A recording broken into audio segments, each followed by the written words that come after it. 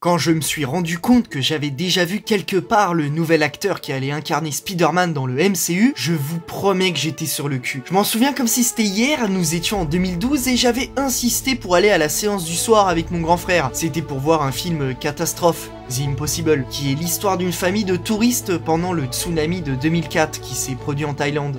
Et je dois avouer que j'ai tellement eu la boule au ventre pendant ce film que aujourd'hui où sort cette vidéo, je n'ai jamais osé le revoir. Mais ce n'est pas ça le plus important. Ce qui est intéressant dans cette histoire, c'est qu'un jeune acteur faisait ses premiers pas dans le cinéma, Tom Holland. Si je me souviens de lui, c'est parce que j'avais été bêtement marqué par le grain de beauté qu'il avait sur son menton. Étant gamin, je ne me concentrais que sur ça quand il était à l'écran. Et en 2016, quand il fut annoncé pour incarner le nouveau Spider-Man, j'étais déçu de voir qu'il avait disparu de son visage. Alors aujourd'hui, on n'est pas là pour savoir où est donc passée la mouche que Tom avait sur le menton. Putain de mouche! On doit pas parler de cette putain de mouche, mais je vois que ça! On dirait qu'elle me fait de l'œil! Mais plutôt comment un acteur sorti, disons-le clairement, de nulle part, a pu enfiler le costume de l'araignée d'aussi nombreuses fois au cinéma maintenant. Collant, à toi!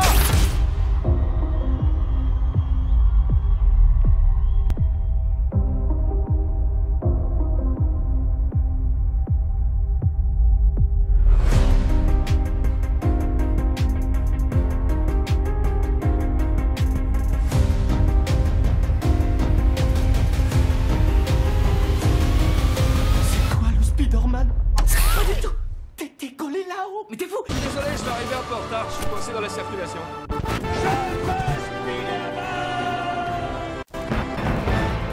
Le vrai nom de Spider-Man, c'est Peter Parker.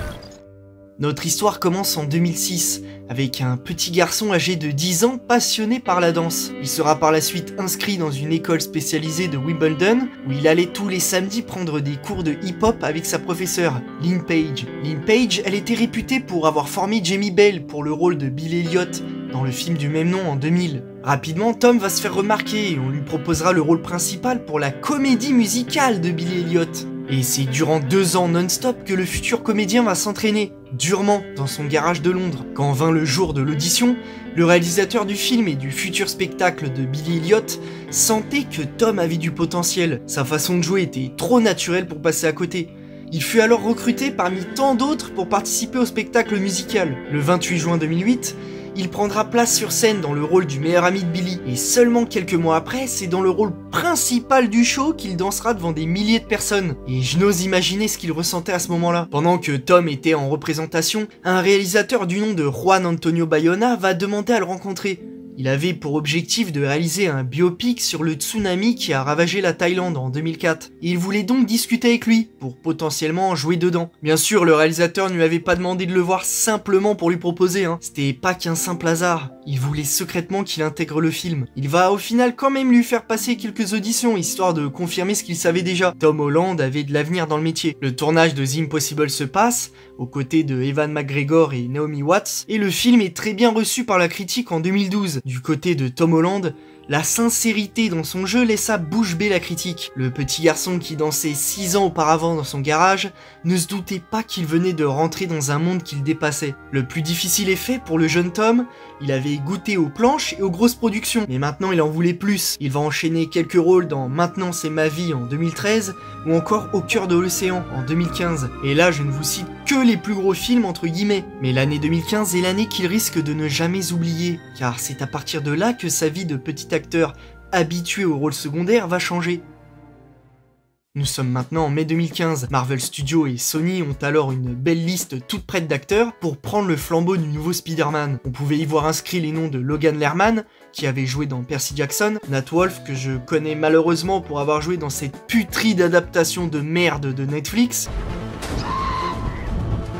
Timothée Chalamet, qui est bankable aujourd'hui. Timothée Chalamet, 18 ans, je peux danser un petit peu. Ou encore Dylan O'Brien, que je connais depuis le film Labyrinthe. Mais seulement 2 noms vont vraiment retenir leur attention. Asa Butterfield, l'acteur ayant incarné des rôles comme Hugo Cabret, et Tom Holland, qui avait été découvert dans The Impossible. Tout se jouait maintenant. Les 2 firmes savaient que si elles se trompaient, absolument tous leurs projets concernant l'homme araignée et ses apparitions allaient tomber à l'eau. Intégrer Spider-Man au MCU n'était pas une mince affaire, et énormément de fans attendaient ça depuis longtemps. Et donc pour départager les acteurs, ils devaient donner la réplique soit à Chris Evans, soit à Robert Downey Jr. La production devait alors essayer de capter l'alchimie qui se dégageait entre eux. Vous imaginez le jeune Tom Holland avec presque zéro expérience au cinéma face à des acteurs de ce calibre? Il a pété, j'ai entendu faire prout.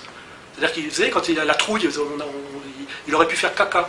Voilà. Mais qu'avait-il de plus qu'un Asa Butterfield qui avait déjà prouvé à Hollywood qu'il savait jouer? Avec tous les entraînements qu'il avait eu sur Billy Elliot, le petit gars était super à l'aise avec ses mouvements. Et en plus, le lien avec les autres acteurs du film s'est fait instantanément. Un mois plus tard, des rumeurs confirmant que Asa Butterfield a obtenu le rôle prolifèrent sur la toile. Même moi j'y croyais. J'étais un peu déçu par ailleurs. Mais que nenni!